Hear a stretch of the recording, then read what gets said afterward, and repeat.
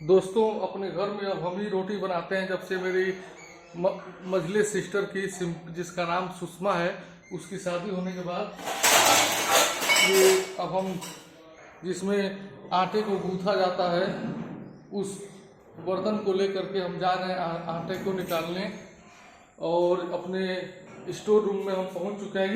ये दूध के रख ले बहुत छुटकी है पापा।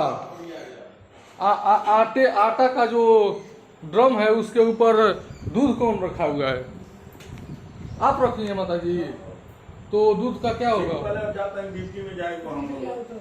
दूध आपको दे दें? उस ड्रम के ऊपर भी गिरा हुआ है, ला करके दे रहे हैं। वो जो दूध है हम तो देख करके हैरान हो गए कैसे दूध यहाँ पे पहुँच गया, ये तो पहली बार हुआ है। तो मेरी माता जी बोल रही हैं कि वही रखी हैं। यहाँ पे देखिए दूध गिरा हुआ है हल्का सा, और ये दूध हम उठाए और अपने माता जी को, हमारे माता जी को कोई ज़रूरत होगा इसके लिए वहाँ पे रखी होंगी और हम अपने माता जी को ये दूध दे दे रहे हैं। ये जरूर को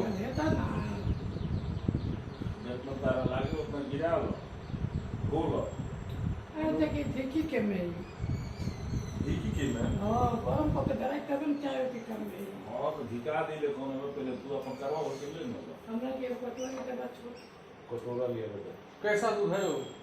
गाय का दूध। हाँ ठीक है। अब हम जा रहे हैं, माता जी को एक कटोरे में उस दूध को रखना है। तो एक कटोरा हम देंगे अपने माता जी को।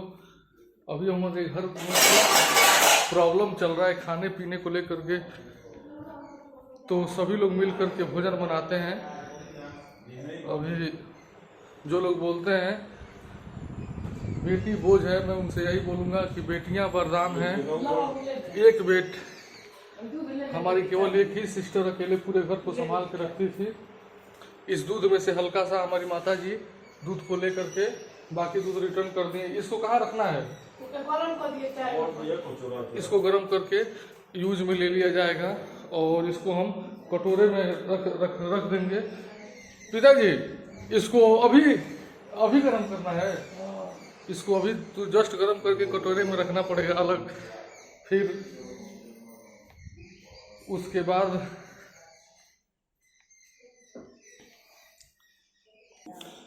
अब हम जहाँ से आटे को रखा गया है वहाँ पे हम आ चुके हैं और आटे को निकालेंगे। ये दूध नीचे गिरा दिया गया।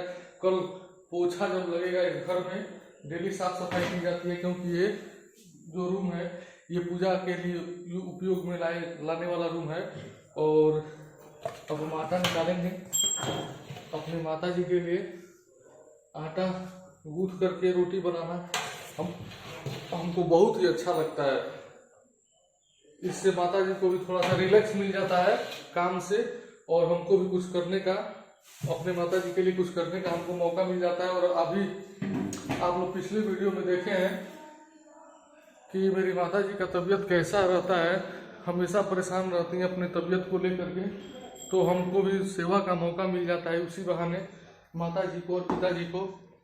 और आप लोगों से निवेदन है कि आप लोग अपने भगवान से और अपने दिल से दुआ कीजिए कि हमारी माता जी जल्द से जल्द स्वस्थ हो जाए और हम लोगों के भी लाइफ में खुशियाँ आए।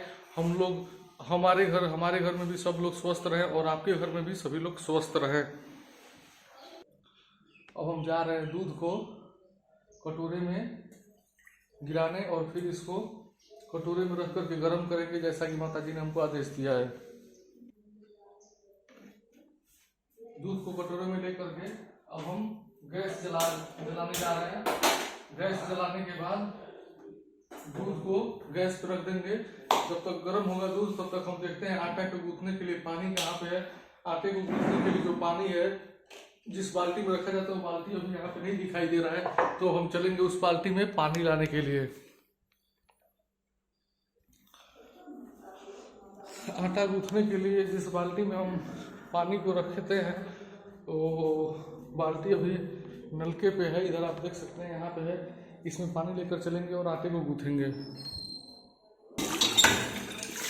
अब ये देहात के जो नलके हैं ऐसे नलकों का उपयोग किया जाता है पानी निकालने के लिए। शहरों में बहुत लोगों को भी मालूम नहीं होगा कि नलके से पानी कैसे निकलता है। देहात में भी आज भी नलका बहुत ज़्यादा घरों में नलके का यूज किया जाता है पानी निकालने के लिए। आप देख सकते हैं मेरी बाल्टी भर चुकी है। अब इस पानी को लेकर के हम जा रहे हैं अपने किचन में।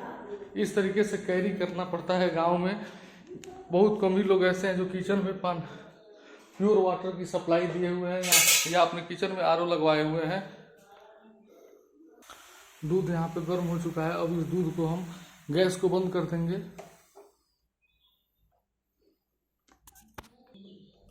मेरे घर पे साफ सफाई का बहुत ही अधिक ख्याल रखा जाता है, इसलिए आटे को गूंथने से पहले जो बाल्टी में पानी लाए हैं उस पानी के साथ हम अपने हाथ को धोने का कार्य करेंगे और हाथ धोने के बाद आटा गूंथने का कार्य प्रारंभ करेंगे। और आप लोग देखते रहिए आटे को भी कैसे गूंथा जाता है। मैं इसी वीडियो में बताने वाला हूँ। ये वीडियो थोड़ा लंबी होने वाली है, लेकिन आप लोगों को बहुत सी चीज़ों की जानकारी बहुत ही आसानी से मिल जाएगी गांव में कौन सा कार्य कैसे होता है। अब हम जा रहे हैं अपने घर का जो जिस पे रोटी बेला जाता है और जिससे रोटी बेला जाता है उसको लेकर के अपने पास रखने। आप लोग देख सकते हैं ये चीज़ वही है जिससे इस पे रोटी बेलने का काम होता है और इससे रोटी बेला जाता है।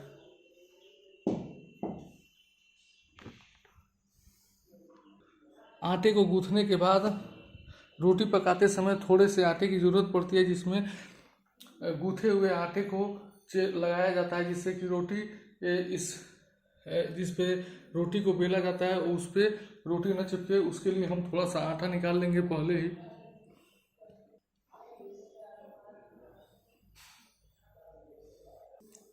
थोड़े से आटे को पहले ही बाहर निकालने के बाद अब हम इस गिलास से जो पानी लाए हैं उससे पानी निकालेंगे और आटे में मिला करके गूंथने का कार्य शुरू करेंगे। आटा को कैसे गूंथा जाता है आप लोग ये बातें भी आसानी से देख लेंगे इस वीडियो में। आप देखिए हम पानी को आटे में मिक्स करते जा रहे हैं।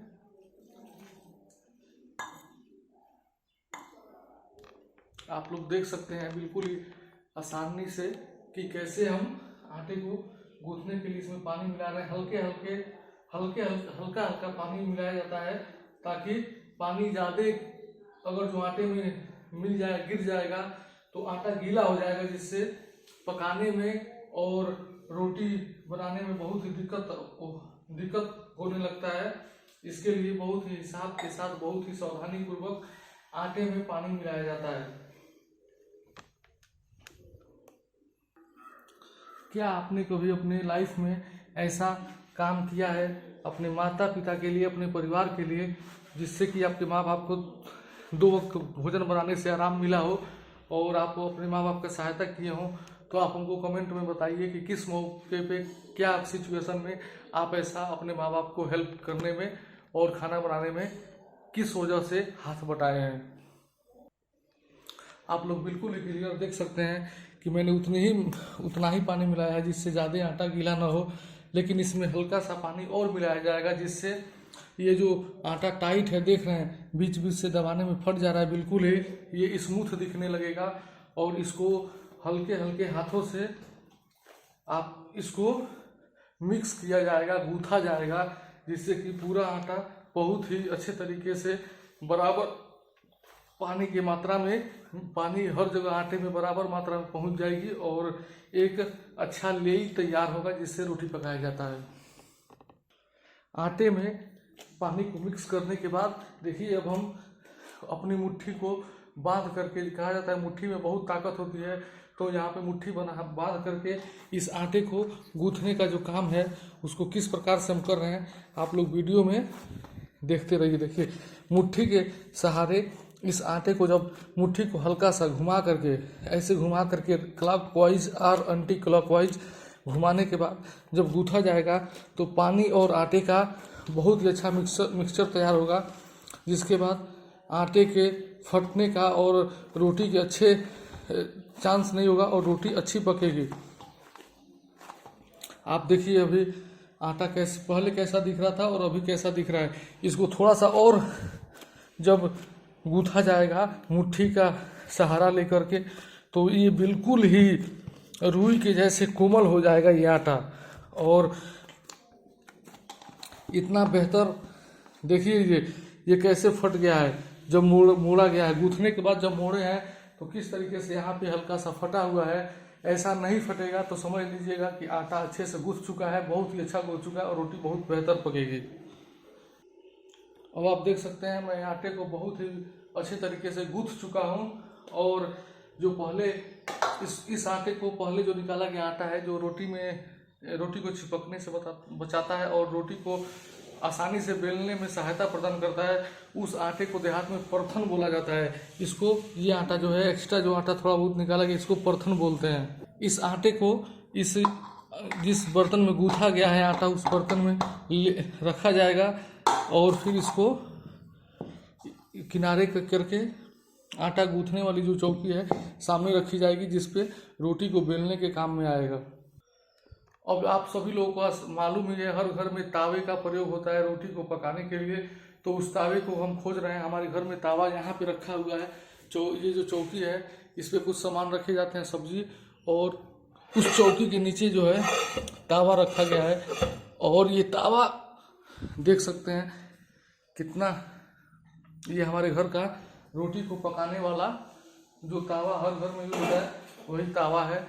अभी इस तावे को गर्म करने के लिए गैस जलाएंगे और ये जो पानी है तावे के ऊपर, ये बिल्कुल ही नीचे आग जलने की वजह से समाप्त हो जाएगा पानी। उसके बाद हम रोटी को बेल करके रखेंगे। मेरी एक आदत है, रोटी को बेलने से पहले हम गैस चूल्हे को जला दे रहे हैं, ताकि उधर तावा गर्म होता रहे और इधर हम जो आटा गूंथा गया उसकी जो है छोटी छोटी गोल लेई काट लेंगे। ये हमारे रोटी बनाने का जो है लेई तैयार हो रहा है। और ये जो टिक्की काटी जा रही है, इस गूंथे हुए आटे से जो टिक्की काटी जा रही है, उसी टिक्की का प्रयोग हम इस पे करेंगे और रोटी बेल करके रोटी तैयार करेंगे।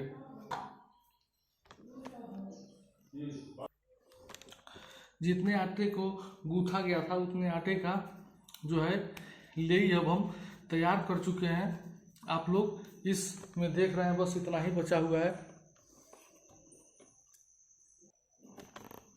गूंथे हुए आटे का लेई बनाने के बाद अब हम इस लेई को बिल्कुल ऐसे हाथों से रोल करेंगे। रोल करने के बाद इसको थोड़ा सा दबाएंगे और दबाने को जब ऐसे चपटा हो जाएगा तो इसको परथन के अंदर, आप लोग देख सकते हैं, पहले ही बताए हैं कि इस परथन का उपयोग लेई में बने हुए लेई लगाया जाता है, जिससे कि इस पे जब रोटी को हम बेलेंगे तो इस पे रोटी नहीं चिपकेगी। आप लोग देख रहे हैं, इस आटे को लेई में लगाने के बाद जब आटे को ऐसे बेलन और चौकी के बीच में ऐसे रोलिंग किया जाता है, थोड़ा सा प्रेशर दे करके, तो ये बिल्कुल ही अपने आप गोल आकार में चपटी रोटी जो है, मेरी कच्ची रोटी अब तैयार हो चुकी है। इसको जब हम तावे पे डालेंगे तो ये रोटी बिल्कुल ही बहुत ही अच्छे तरीके से पकी हुई रोटी तैयार हो जाएगी। आप पहले ही हम गैस को मैं पहले ही गर्म कर चुका हूँ, उस पर जला करके तावे को गर्म कर चुका हूँ। अब उस पर तावे पे रोटी डालने का काम हम करेंगे। रोटी तावे पे चिपक न जाए, इसके लिए चम्मच का प्रयोग किया जाता है रोटी को पलटने के लिए।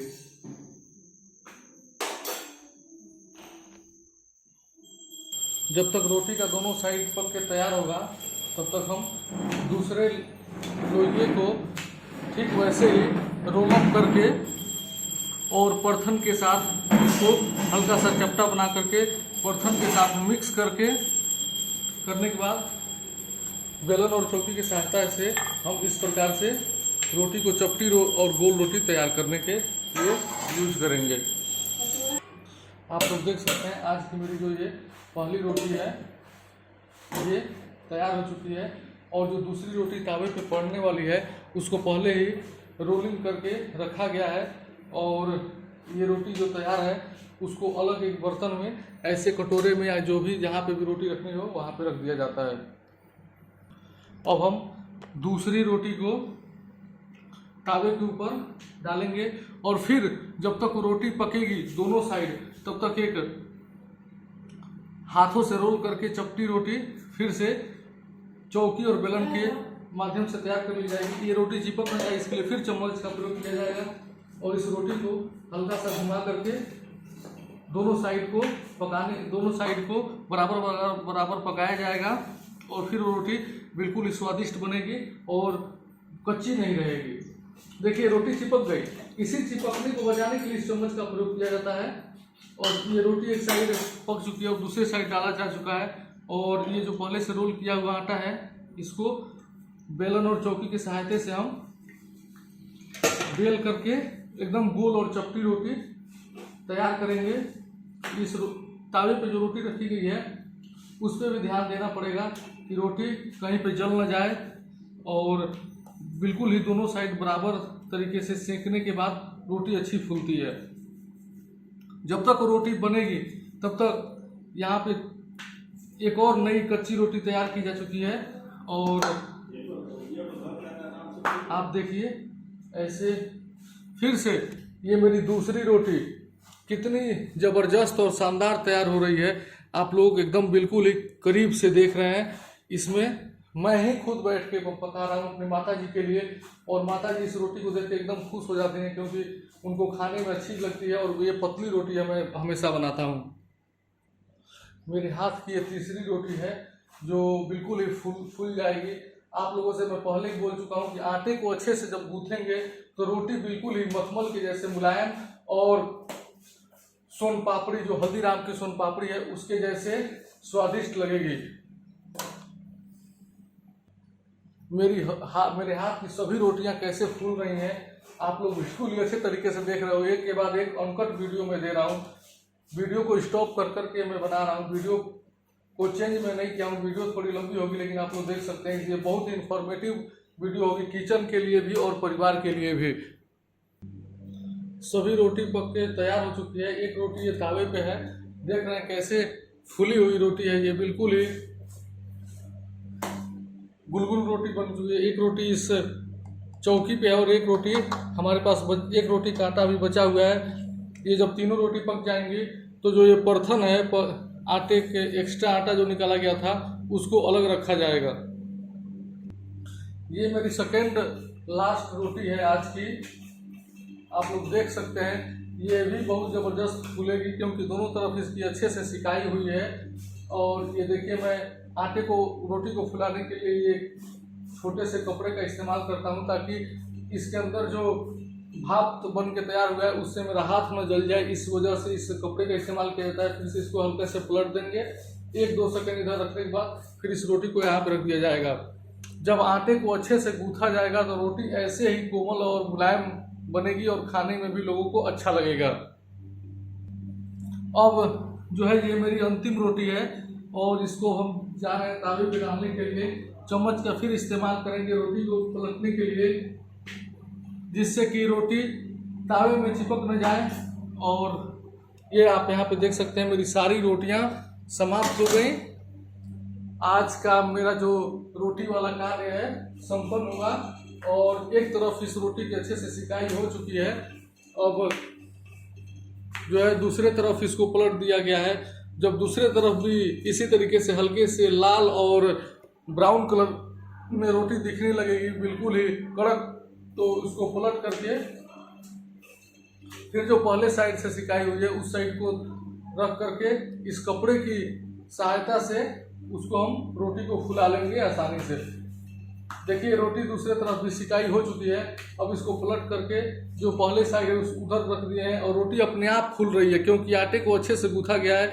इसको थोड़ा हल्का हल्का दबा करके नचाया जाएगा रोटी को, तो ये रोटी बिल्कुल ही मुलायम, स्वादिष्ट और शरीर के लिए लाभदायक रोटी तैयार हो गई। आप लोग देख सकते हैं ये कितनी ज़बरदस्त रोटी।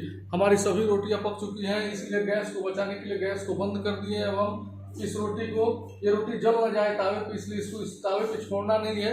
इसको अलग बर्तन में जहाँ पे भी रखना हो वहाँ पे रख देना है।